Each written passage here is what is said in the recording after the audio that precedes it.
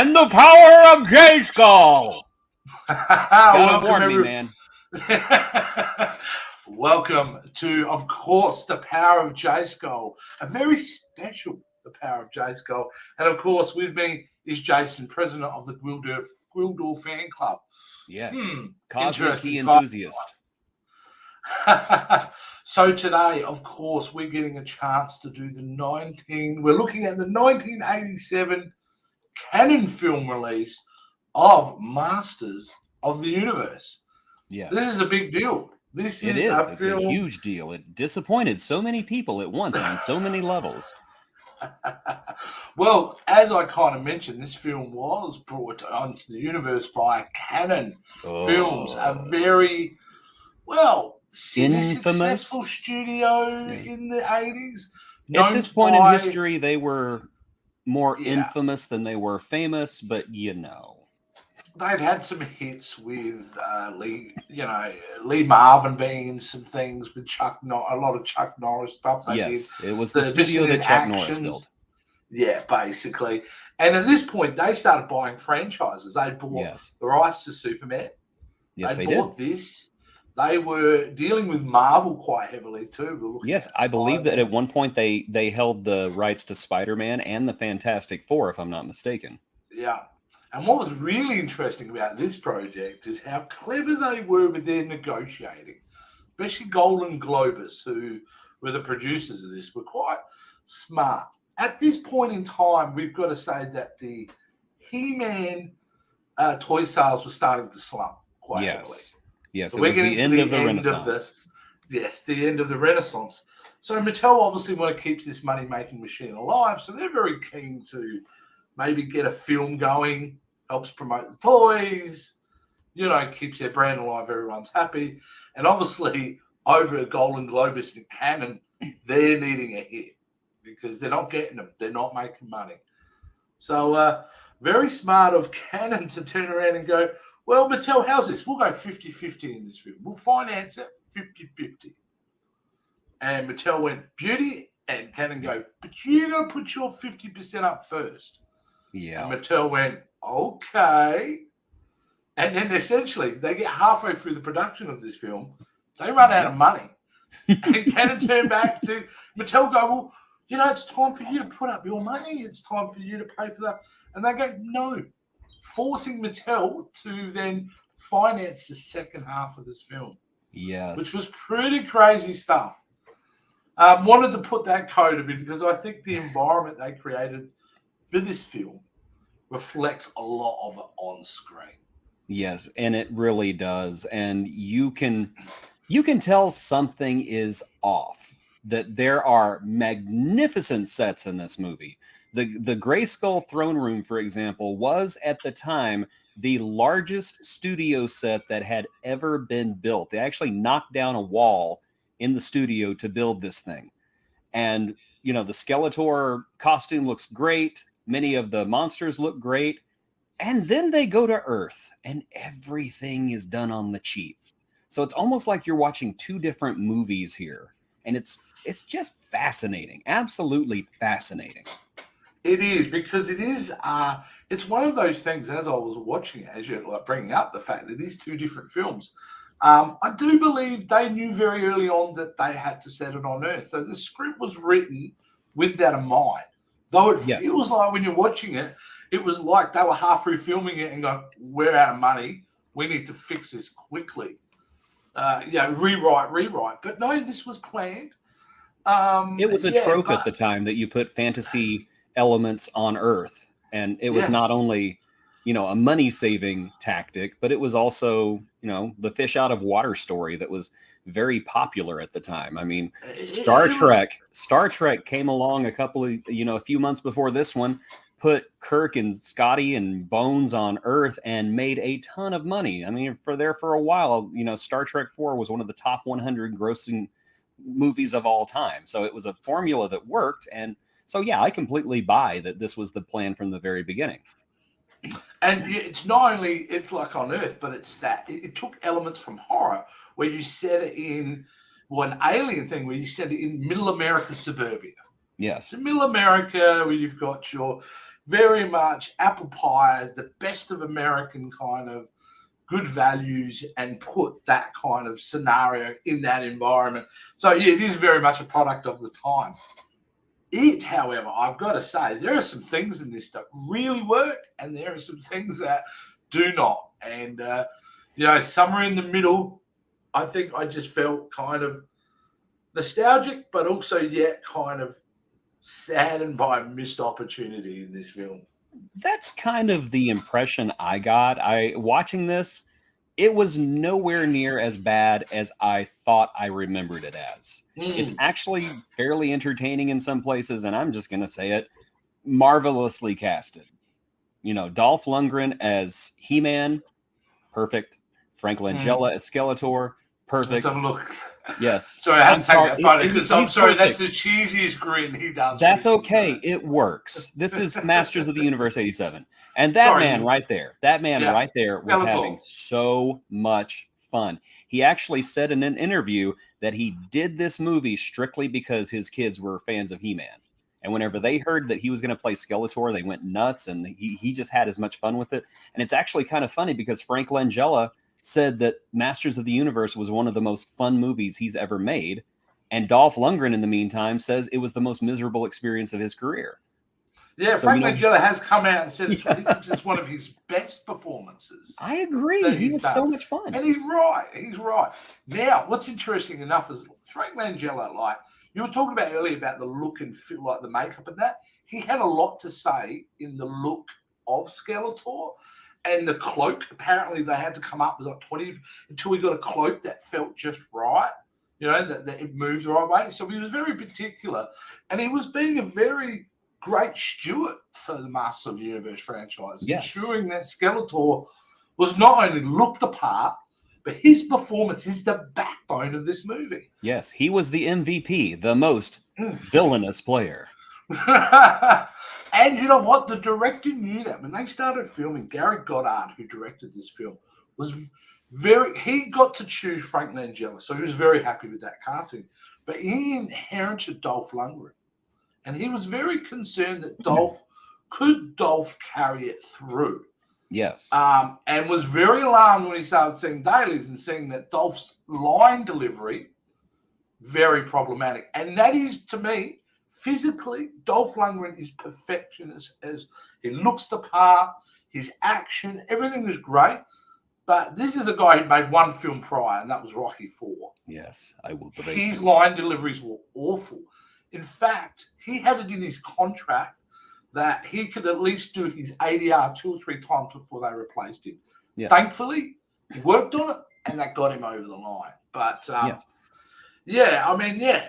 but it's not just Frank Langella that's a superstar in this film.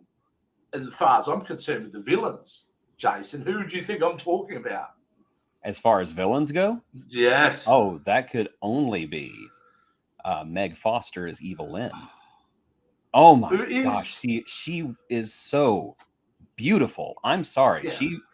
She is one of the most underappreciated actresses of the 80s. Just those icy blue eyes. Wow. All she had to do was stand there and stare, and she had such a presence.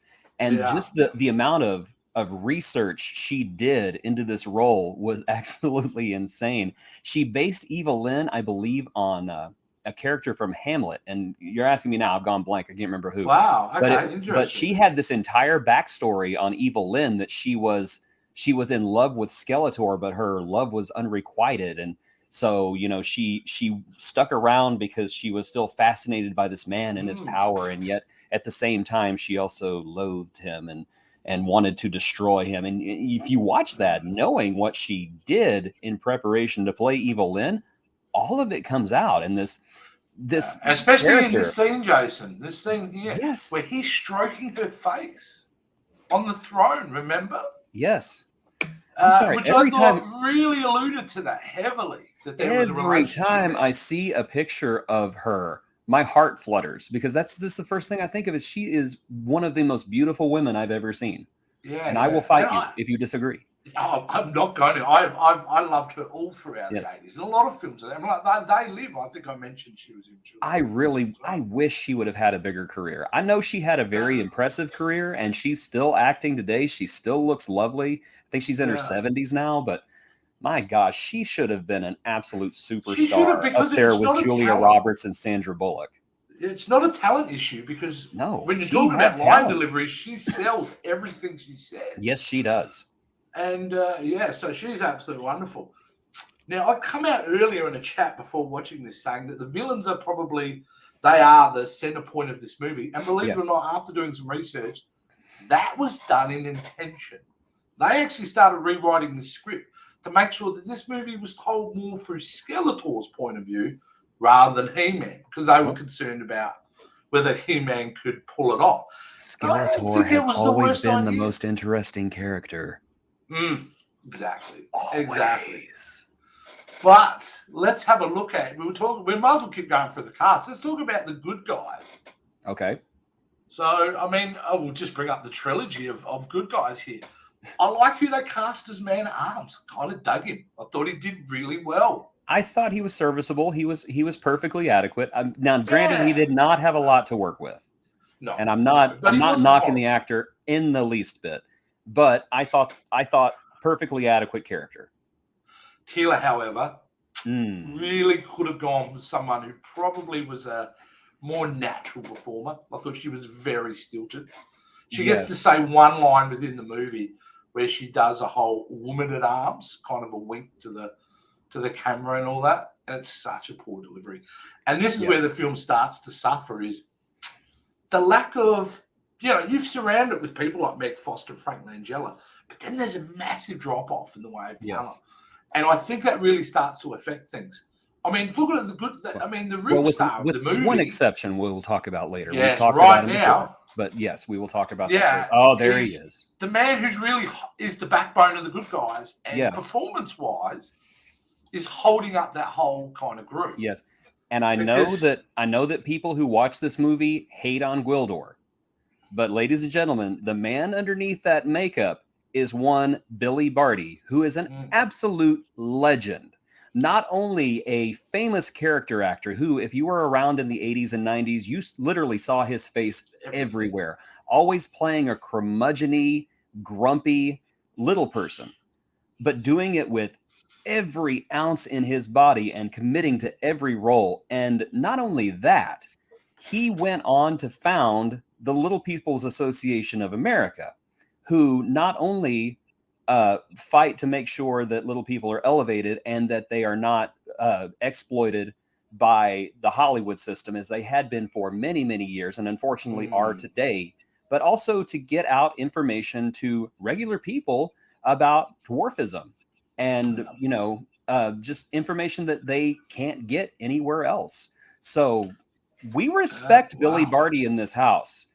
Without bless question. You, Billy Barty. You left this earth 23 years ago, and we all miss you. And Gwildor was great. Now he should have been Orko. He's playing Orko. He was great. He is Orko. He's playing Orko. There is no question. No. He's watched the animated series, and he has layered a fantastic performance that's built on the backbone of Orko from that cartoon. Yes. And I know, and they told us in the making of that I watched, they said the reason they didn't go with Orko is because they found it too challenging from a special effects point of view, which I'm going, I don't get it. Why don't you just have him when Susie gets to Earth, the gravity is different and he can't float. Or so just solve that problem. Yeah, it's a movie. It's a bit of wire work. Just put him in a red cloak with an O on it and a red hat, and you can't see his face. We would have accepted it. It's fine. Right. It's the 80s. We didn't have that technology. Don't put Billy Barty on a string. We don't want to hurt him. It's fine. Just have Orko walk. It would have been fun. Instead, we put him through probably 5 hours of makeup every day to wear what is this giant mask. And again, we will show a lot of love to Billy Barty because he is able to emote a really great performance out of that. And he can barely move his mouth, but his entire performance is carried with his eyes. Yeah, and Gwildor has, in my opinion, the only laugh out loud line in the entire movie because there's so much cringe humor. Yeah, But there's one great moment where Mhm. Gwildor comes out and he's wearing ladies' sunglasses and like a boa and everything like that. And he says, "Look, native clothing. If we wear this, no one will recognize us." And Tom Paris, I don't know his real name, but Tom, I don't know the character's name. Tom Paris just first time seeing him points at it and says, "What the hell is that?" And Gwildor just goes, "See? See? It's It's a trash movie, but it is such a diamond line. I just love it so much." Yeah. Interesting point here is we also, besides the bad guys, we've got our teenagers. This is Courtney Cox's first movie. Do you think she puts this on her resume? You got to, don't you? She's actually very serviceable in this, and she was. I mean, she did what she did with what she was given, and elevated it to the point that she was not annoying. You actually felt sympathy for her and what she was going through and her trauma. Except that really dumb decision to go out to the hall, out to the alleyway. Like, it was so dumb. It was dumb. But this movie has got lots of dumb in it. Yeah, a lot of dumb plot points. If this movie did not have dumb plot points, it would have been over in 2 minutes. So no, I thought she was quite good. Again, we talk about Tom Paris, Robert McNeil. Yeah, Robert McNeil. RDM, there he is. And really was able to save his performance in this film, because in the first 10 minutes of seeing him, I found him quite irritating. Yes. Quite irritating. Yeah. But they were able to give him enough to do, make him, important to the plot to some sense, that he was able not to be just that really annoying character in the whole thing. So he kind of worked. But also the sorceress. Now, there's the sorceress there. Do you know who she is? Do you know who she ends up playing at one point? I don't know. Who is that? Well, if we have Courtney Cox from Friends, her mother. That's Courtney Cox's mother? In Friends. Oh, in Friends. Okay. Well, end up playing her mother in Friends for kind of years. So that was kind of nice. And I have to say, it was an interesting direction they went with the sorceress. She's always kind of been the damsel in distress character, like, oh no, they're coming to kill everybody in Grayskull. What should I do? Yeah. But here, they kind of made her a little older, a little more stately. She stands up for herself, even though she's held prisoner during the entire movie. And her costume was fabulous. Yeah, she was, and she was aging throughout it, though, wasn't she? Yes, she was. Yes. Before everything goes back to the way it should be. Yeah, she's starting to look really old.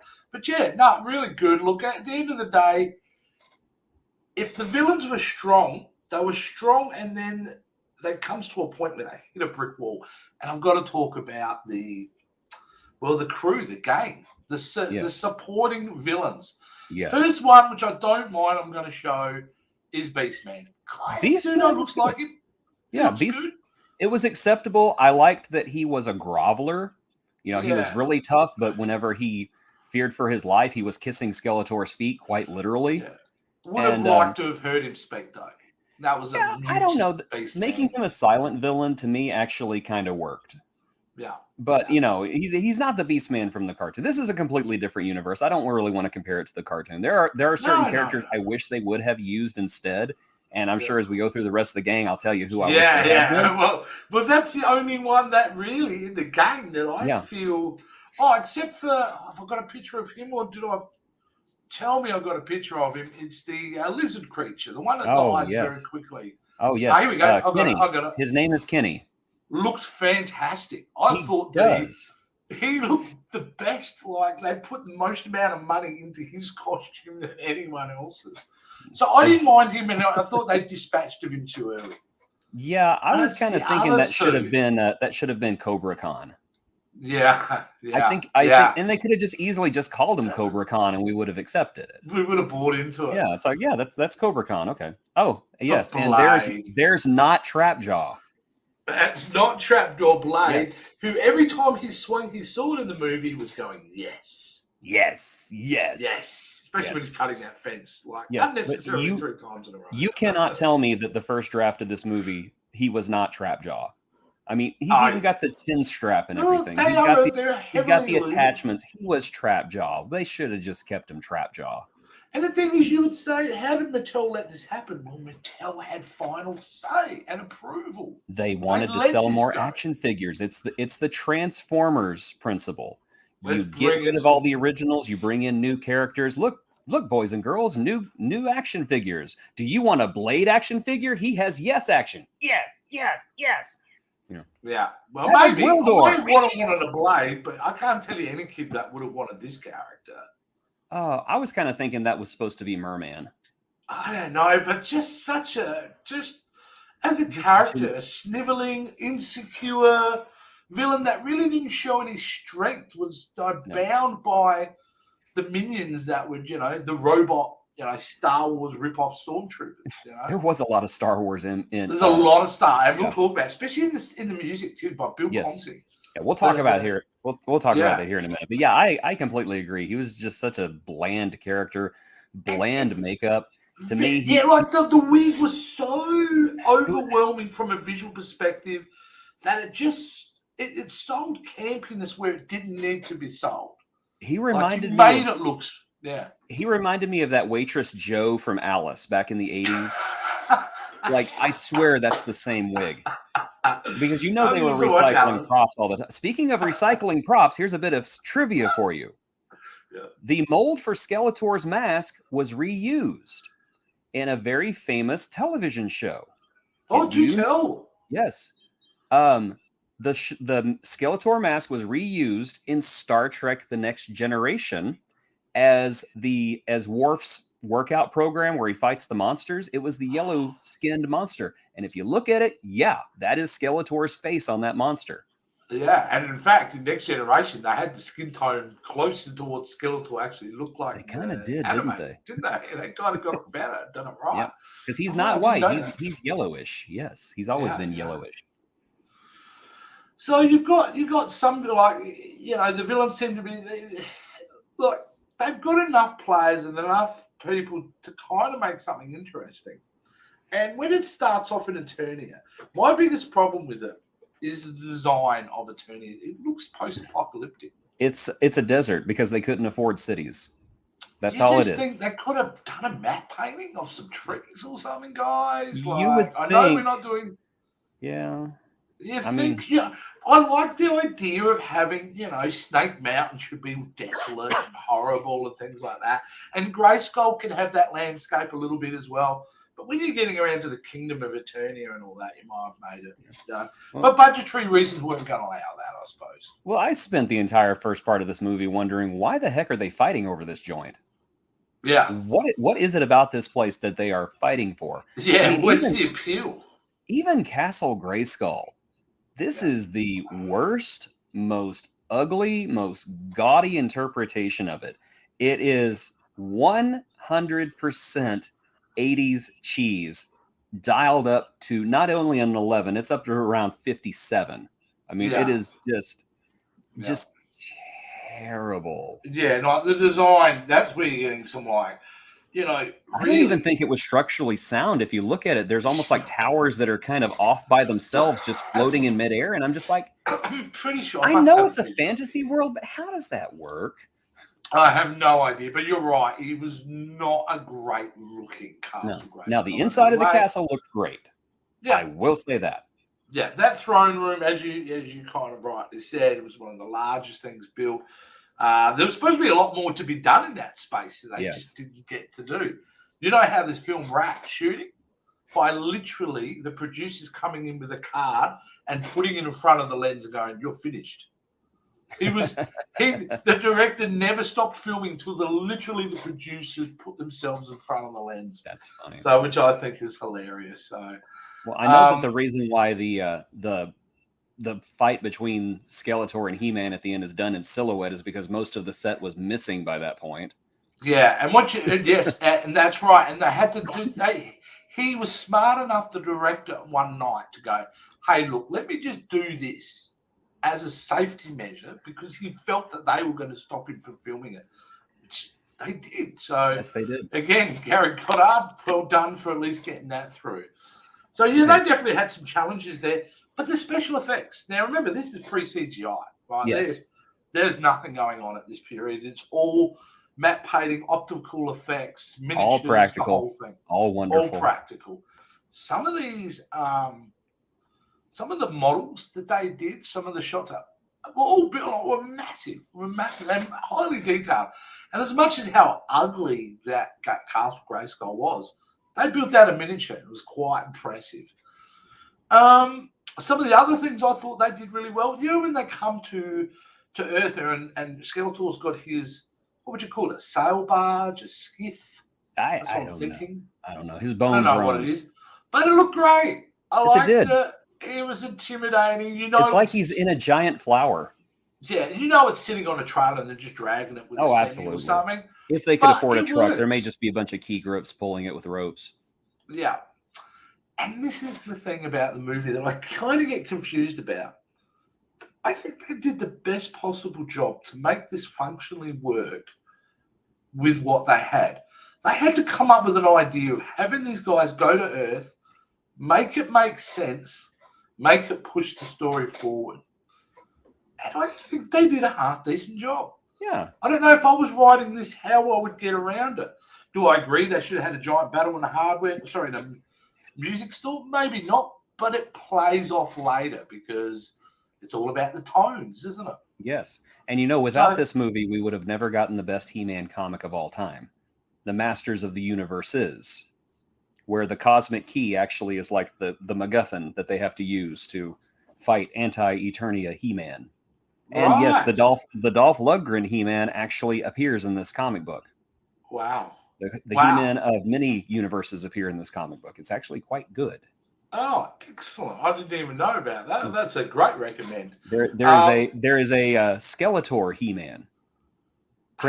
Where Prince Keldor remains with his family and eventually becomes, the keeper of Grayskull. But all of the masters, champion, like Tila and all the others, are the Dark Masters.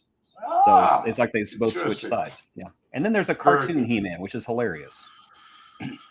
All right, let's kind of cut to the. What about before we do, what about what's his name? What's his name in Back to the Future? Oh, Principal Skinner. Principal Skinner. Principal Skinner. We had Principal. You're such a slacker, Tom Paris. And that's missed. He had the shotgun like he did in Back to the Future too, but he just didn't get to scream slacker in this movie. But I like him because he's a ridiculous character. He was. Like in many ways. He plays the one-note cop.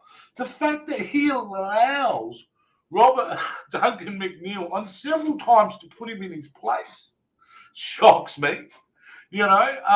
Just absolutely, he's the butt of the joke in many ways, but I never saw him in anything else besides this in the Back to the Future movies. I don't remember seeing him in a couple little bit television parts. He was so great all the time. He was such a great character actor. And I just got to say, since you threw that picture up just a second ago, how hilarious the one with him and Tom Paris in the microwave. Yeah, I thought it was so funny that Evil Lynn Scanner was jammed by a microwave. It was simultaneous. It was such a nothing scene, but the fact that happened, and they're just like, yes, they've got some kind of advanced jamming mechanism that's keeping us from scanning, and it's just a microwave. I thought that was just peak comedy. That was the other laugh out loud. But see, that's the problem with the film is it's got a tonal issue. It does. It doesn't know what it wants to be, and I think that's why a lot of the jokes, even though they are cringy, they don't work just because of the tone of them, because everything else has been set up.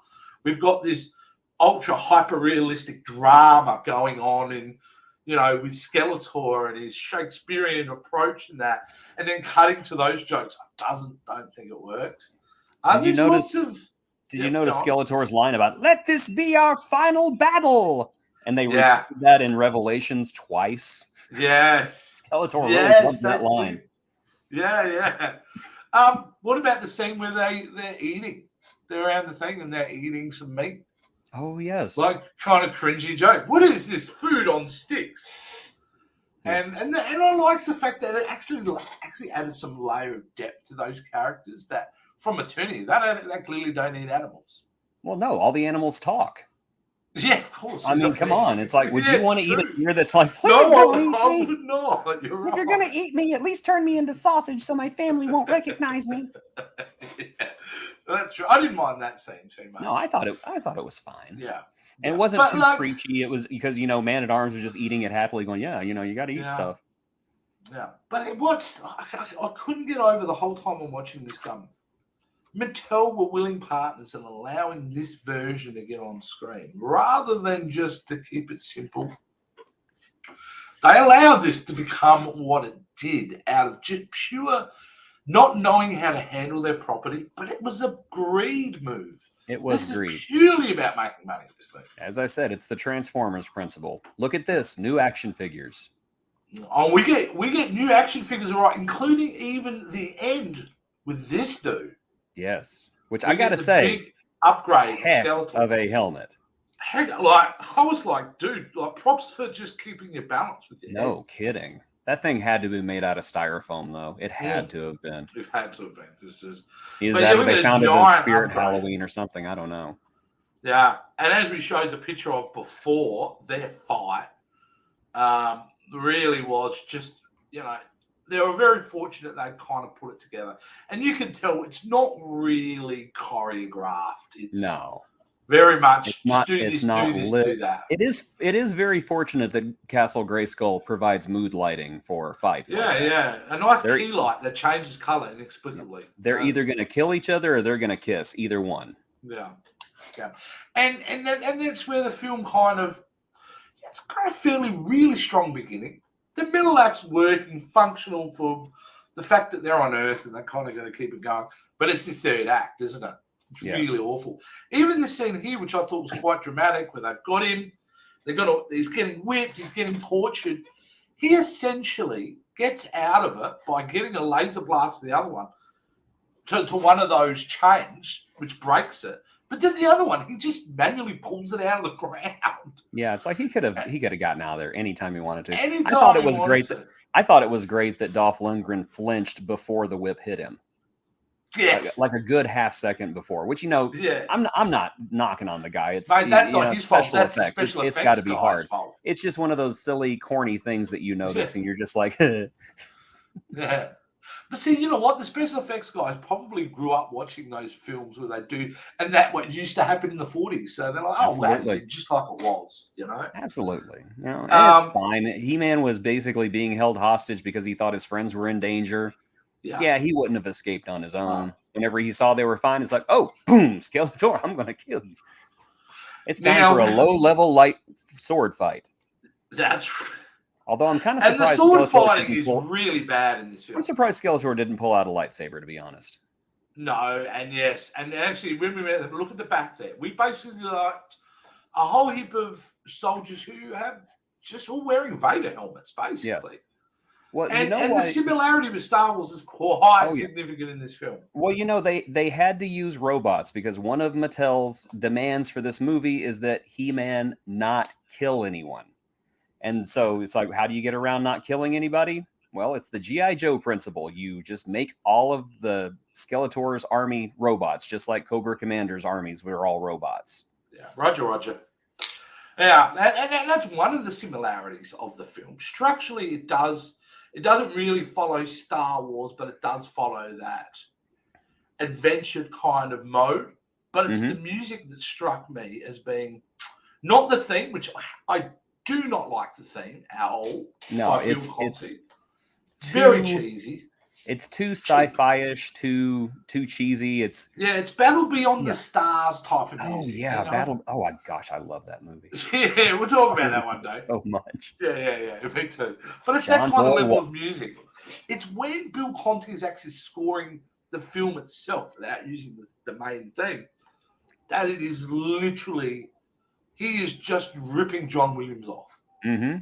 He's trying to create, quite a lot.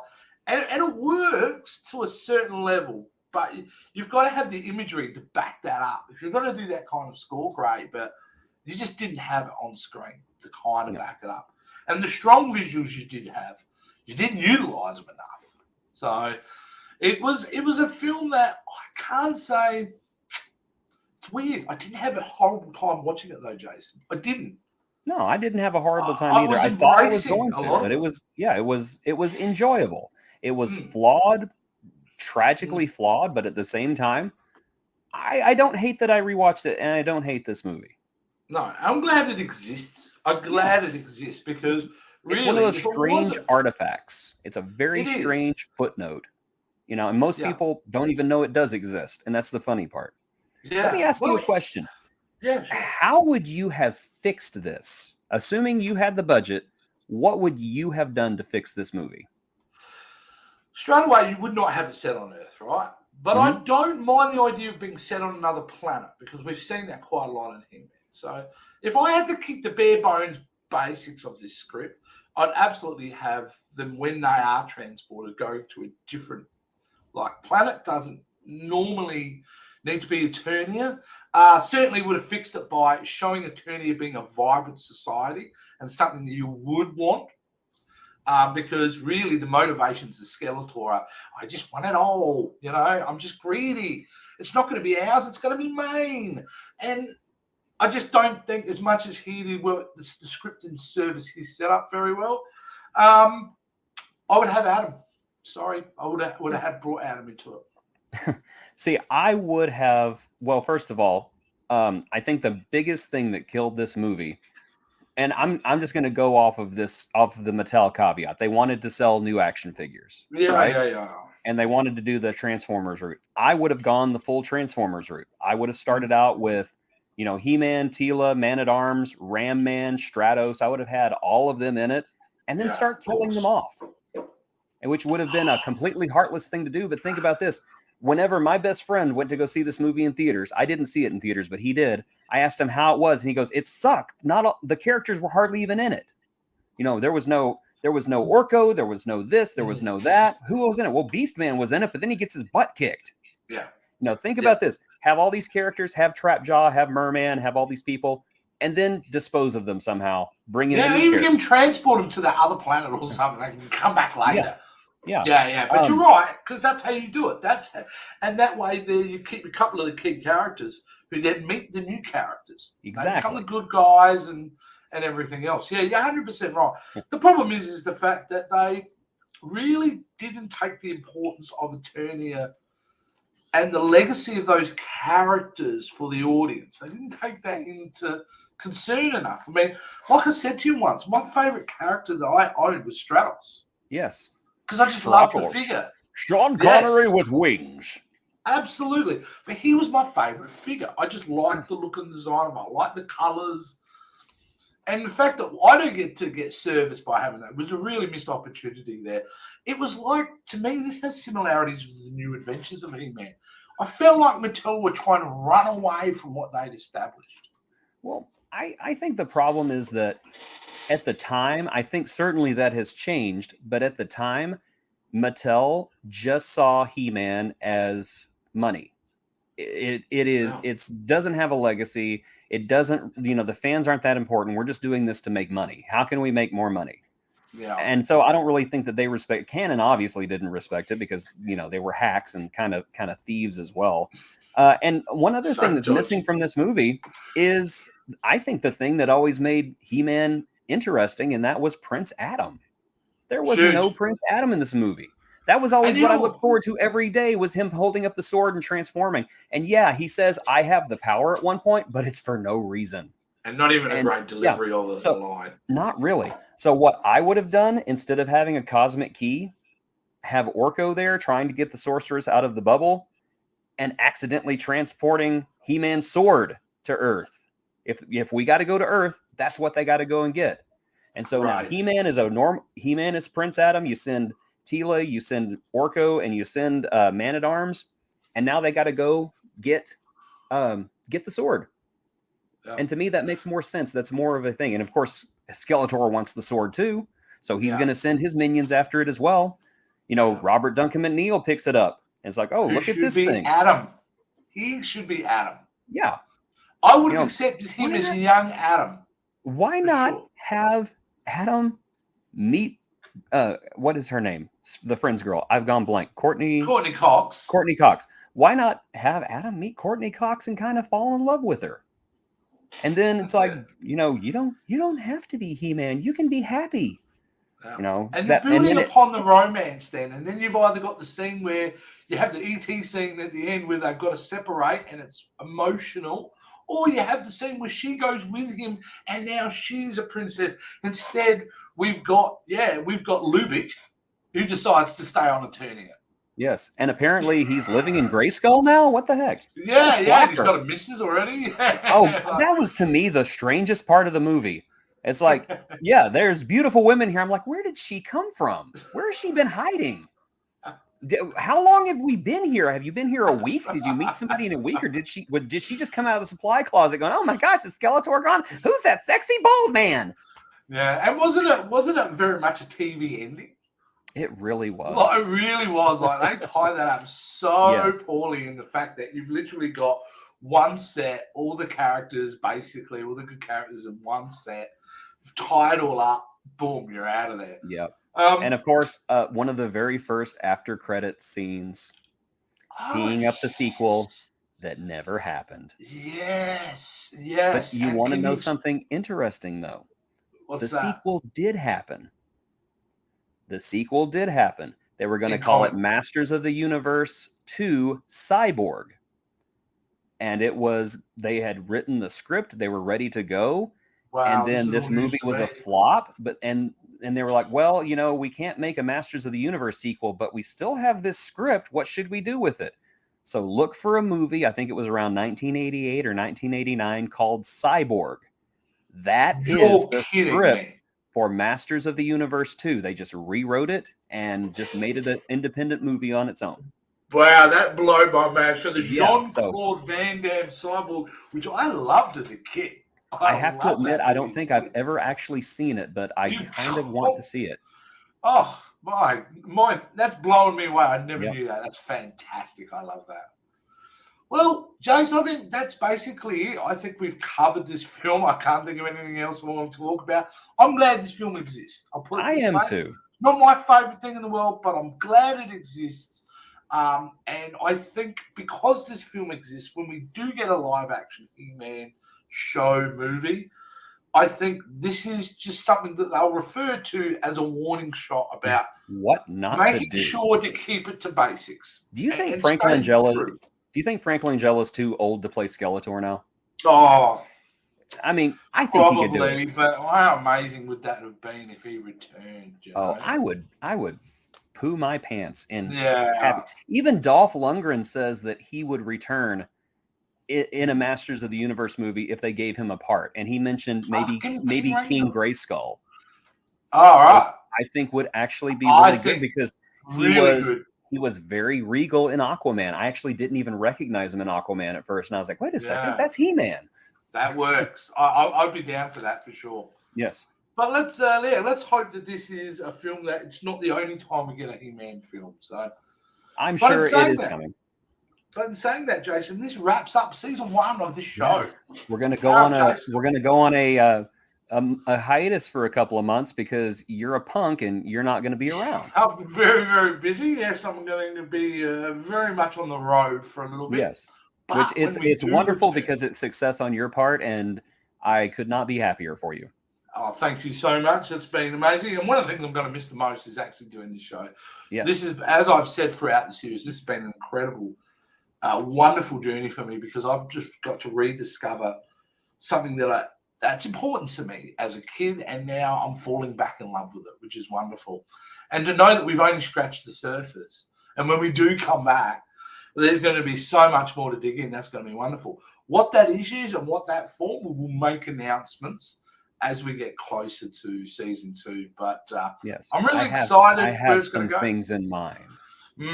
So it's going to be really cool. So certainly next season 2 is that chance to go back to some of those series that, that I fell in love with. Absolutely. There was a whole show called She-Ra and the Princess of Power that I'm looking at my watch list on Netflix going, I've got to finish this off. Yes. It is completely worth it. So we will revisit that. We'll revisit He-Man 2002. We'll revisit the original She-Ra, the original Masters of the Universe. Heck, I may even be charitable and give the New Adventures of He-Man a try, but don't hold your breath. Well, fantastic. Well, thanks for watching, guys, for this first season. We'll see you guys in a couple of months. And, you know, to sign us off that final time for the first season, Jason, please go ahead. And the power of J Skull.